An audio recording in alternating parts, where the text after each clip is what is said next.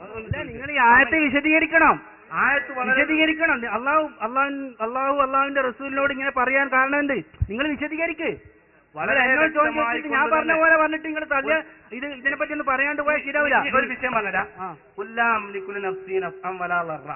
അതിന്റെ അവതരണ പശ്ചാത്തലം പറയുന്ന ഒരു സംഭവമുണ്ട്. എന്താ സംഭവം? നിൽക്കെ ബനി മുസ്തലക്ക് യുദ്ധം നടക്കുക. ആ യുദ്ധത്തിൽ അള്ളാഹുവിന്റെ റസൂല് പറയാം അയിനാക്കത്തിന്റെ ഒട്ടക എവിടെ പോയി. അപ്പൊ ചില മുനാഫിക്കങ്ങൾ പറഞ്ഞു, ഒരു കാറ്റടിച്ച സന്ദർഭത്തിൽ ഇത് ഇന്ന മുനാഫിക്ക് കബറ വിശ്വാസി മരിച്ചതാണെന്ന് പറഞ്ഞു. ഗൈബ് പറഞ്ഞു നബി തങ്ങള്. അത് പറഞ്ഞ സമയത്ത് ഉടനെ തന്നെ അള്ളാഹുവിന്റെ റസൂലിന്റെ അടുക്കൽ നബി തങ്ങൾ പറഞ്ഞു അയിനാക്കത്തി ഒട്ടക എവിടെയെന്ന്. അപ്പൊ സഹാബത്തെ കിറാമിന്റെ അടുക്കലുണ്ടായിരുന്ന ചില മുനാഫിക്കങ്ങൾ സഹാബത്തിന്റെ കൂട്ടത്തിൽ പെട്ടതല്ല, ഓലെ ചുറ്റിപ്പറ്റി ആനുകൂല്യം പറ്റാനുള്ള ചില മുജാഹിദീങ്ങൾ നേരത്തെ ചോറ് നടക്കുന്ന പോലെ. അപ്പൊ അങ്ങനെ കുറെ ആളുകൾ ഉണ്ടായിരുന്നു. അവര് പറഞ്ഞു നബിക്ക് മുഹമ്മദിന് മദീനയിൽ നടക്കുന്ന സംഭവം അറിയാം, ഒട്ടക എവിടെ അറിയില്ല. ഉടനെ തന്നെ നബി തങ്ങൾ പറഞ്ഞു ഇന്നാലിന്റെ പാറക്കെട്ടിൽ ഇന്നാലിന്റെ സ്ഥലത്തുണ്ട് പറഞ്ഞു. അപ്പൊ മറിഞ്ഞ കാര്യം അറിയണീനത് തെളിവ് തഫ്സീർ വളരെ വ്യക്തമായിക്കൊണ്ട് തന്നെ ഉണ്ട്. അപ്പൊ ആ വിഷയം വലിച്ചു നീട്ടേണ്ടതില്ല എന്ന് സാന്ദർഭികമായി ഓർത്തുന്നു. ആ ഹബീബിന് എന്തോ ചോദിക്കാണ്, നമ്മളെ സമയം വളരെ. ഇതൊന്നും നിങ്ങൾ തന്നെ വിശദീകരിക്കണ്ടേ? നബിനോട് പറയാൻ വേണ്ടി പറയുന്നത് അറിയില്ല. അപ്പൊ നിങ്ങൾ ഈ പറഞ്ഞത് ഇതിന് നേരെ എതിരുള്ള സംഭവമാണ്. ഇതിന് നേരെ എതിരുള്ള സംഭവമാണ് പറഞ്ഞിരുന്നത്. റസൂലിനോട് പറയാൻ വേണ്ടി പറയുന്നത് അറിയൂല എന്ന് പറയാൻ വേണ്ടിട്ടാ. അതെ, റസൂലോ അദൃശ്യം അറിയോ അറിയൂലേ എന്നതല്ല, അറിയും എന്നാണ്. അതെ അതെ അതെ അതെ. അപ്പൊ അറിയിച്ചു കൊടുത്തത് അറിയും അല്ലേ? അപ്പൊ പ്രവാചകന്മാർക്ക് അറിയിച്ചു കൊടുക്കുന്ന വേറെ ആയത്തിലും പറഞ്ഞിട്ടുണ്ടല്ലോ അല്ലേ? അല്ലേ? വലാ യുദ്ഹിറു വലാ വൈബിഹി അഹദൻ ഇല്ലാ മൻ ഇർതദാ മിൻ റസൂൽ. അല്ലാഹു തആല തൃപ്തിപ്പെട്ട പ്രവാചകന്മാർ തുടങ്ങിയവർക്ക് എന്നാണ് അതിന്റെ അർത്ഥം. അല്ലെങ്കിൽ റസൂൽ മാത്രം ആയത്ത് ഫുൾ ഓതിയ എന്താ മനസ്സിലാവും? എന്താ സംഭവം മനസ്സിലാവും? ഇല്ല അതിന്റെ ബാക്കി ഭാഗം കൂടി ഓതിയാൽ മനസ്സിലാവും. സംഭവം മനസ്സിലാവും എന്താണ്. അതായത് റസൂലിന് ദൃശ്യം അറിയോ അറിയില്ലേ എന്നാണ് ഇപ്പൊ നമ്മൾ അഭിപ്രായം. അങ്ങനെയല്ല, അള്ളാഹു അറിയിച്ചു. അല്ല തലക്കെന്ന് പറയാണ്, അല്ല വിഷയം തീരുമാനമാവുള്ള അതിനാണ്. മറ്റെങ്ങനെ അങ്ങനെ ഇങ്ങനെ കൈയൊട്ടിയാൽ തീരുമാനമാവില്ലല്ലോ. തീരുമാനാക്കാനാ ഞാൻ പറയും. പ്രവാചകന് അദൃശ്യം അറിയോ അറിയില്ലേ? അതിൽ അഹ്ലു സുന്നത്തി വൽ ജമാഅത്തിന്റെ വിശ്വാസം അറിയും എന്നാണ്. എങ്ങനെയൊക്കെ അറിയും? ഞാൻ വിശദീകരിക്കാം. എങ്ങനെയൊക്കെ അറിയും? വഹി കൊടുത്താൽ അറിയും. ഇത് പറയാനുള്ളൊരു മാർഗം. പിന്നെ ഞാൻ നേരത്തെ വായിച്ചു, അറിയാനുള്ള ഒരു കഴിവും റസൂലിനുണ്ട്. അതാണ് ഒരു കഴിവ് കൊണ്ട് ഏത് ആകാശത്തേക്ക് കാണും, മലക്കുകളെ കാണും. മലക്കുകളിന് വൈബാണല്ലോ. ജിബ്രീൽ അലൈഹിസ്സലാം പേരാ വൈബ. ജിബ്രീൽ എന്ന നമ്മൾ കാണൂല, അതേ സമയത്ത് റസൂലിന്റെ കണ്ണുകൊണ്ട് കാണും. അപ്പൊ വഹിയ കൊണ്ട് മാത്രമല്ല, റസൂലിന്റെ ചില കണ്ണുകൊണ്ട് വഹിയെ കാണാനും വഹി കേൾക്കാനുള്ള കഴിവ് കാതിനും അതുപോലെ തന്നെ കാണാനുള്ള കഴിവ് കണ്ണിനും, ലോഹുൽ മഹ്ഫൂദിൽ ഉള്ളത് വരെ എന്താണെന്ന് ഇവിടെ നോക്കി വായിക്കാനുള്ള കഴിവ് റസൂലിനുണ്ട് എന്നാണ് നേരത്തെ ഞാൻ വായിച്ച ഉദ്ധരണിയിൽ ഉള്ളത്. അപ്പൊ റസൂലിന് വൈബ് അറിയും. എങ്ങനെയൊക്കെ അറിയും? വഹി കൊണ്ടറിയും. പിന്നെ റസൂലിന് പ്രത്യേകമായിട്ട് ചില കഴിവുകളുണ്ട്. അതിന്റെ ഉദ്ധരണി നേരത്തെ ഞാൻ വായിക്കണ്ടുണ്ടല്ലോ, അതുകൊണ്ടും അറിയും. അതേ സമയത്ത് ചില സമയങ്ങളിൽ ആ അറിയുന്ന കഴിവും ഒക്കെ ഉപയോഗപ്പെടുത്തിയാല് ചിലപ്പോ പറ്റൂല. ഉദാഹരണമായിട്ട് ഞാൻ പറയാം, ആയിഷാ ബീവിനെ കുറിച്ച് ഒരു ആരോപണം വന്നു. ഞാൻ പറയാം, ആയിഷാ ബീവിനെ കുറിച്ച് ഒരു ആരോപണം വന്നു. സാധാരണ വ്യഭിചാര ആരോപണം വന്നു കഴിഞ്ഞാൽ റസൂൽ എന്താ ചെയ്യല്? ലാഹിർ അനുസരിച്ച് തീരുമാനമെടുത്തിട്ട് നിയമം പാസാക്കലാണ്. അതേ സമയത്ത് ഇമാം ബുഖാരി ഉദ്ധരിച്ച ഹദീസിലുണ്ട്, വമാ അലിംതു മിൻ അഹ്ലി ഇല്ലാ ഖൈറാ. ഈ ആയത്ത് ഖുർആൻ ഇറങ്ങുന്നതിന് മുമ്പ് തന്നെ റസൂൽ പറഞ്ഞിട്ടുണ്ട്, എന്റെ ഭാര്യയിൽ നിന്ന് ഖൈറല്ലാതെ ഞാൻ അറിയുന്നില്ല. പക്ഷെ അവിടെ അദൃശ്യം ഉപയോഗിച്ച് തീരുമാനം എടുത്ത ഒപ്പുള്ളവരിന് എന്താ പറയാ?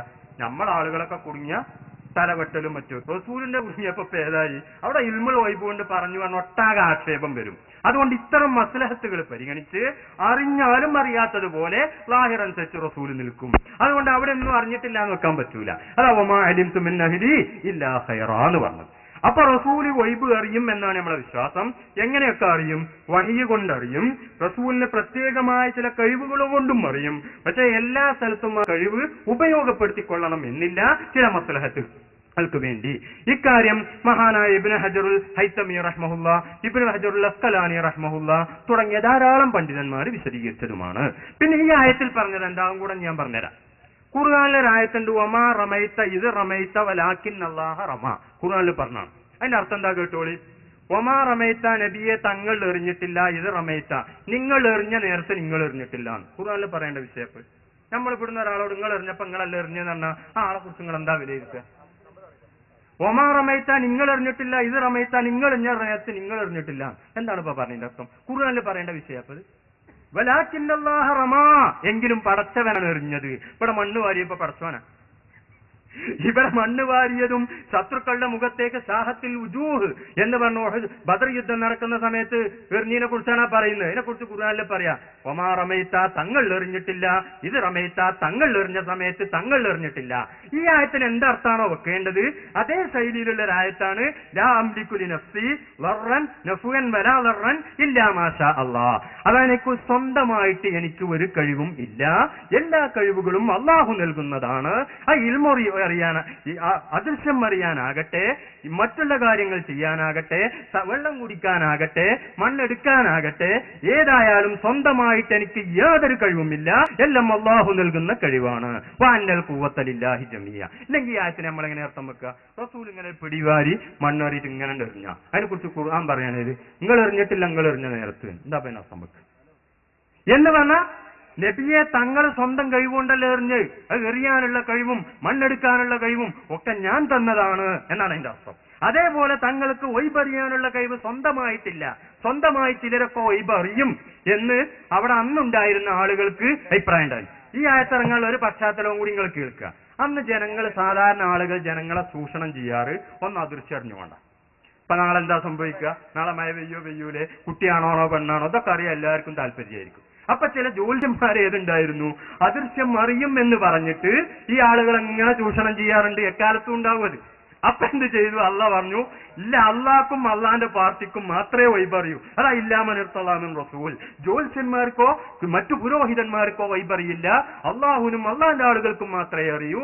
അതുകൊണ്ട് വൈബറിയുന്നുള്ളവർക്ക് അവരൊന്നും സമീപിക്കേണ്ടതില്ല എന്നാണ് ഈ ആയത്തിന്റെ അൽഹാസിൽ. ഇതതിന്റെ അവതരണ പക്ഷരം ഇതാണെന്ന് മഹാനായ ഹാഫിദ് ഇബ്നു ഹജർ അസ്കലാനി ഫത്തുൽ ബാരിയിലും അതുപോലെ തന്നെ ഇമാം ഐനി ഉംദത്തുൽ കാരിയിലും ഒക്കെ പറഞ്ഞിട്ടുണ്ട്. അപ്പൊ ജ്യോത്സ്യന്മാരുണ്ടല്ലോ വൈബറിയെന്ന് പറയും.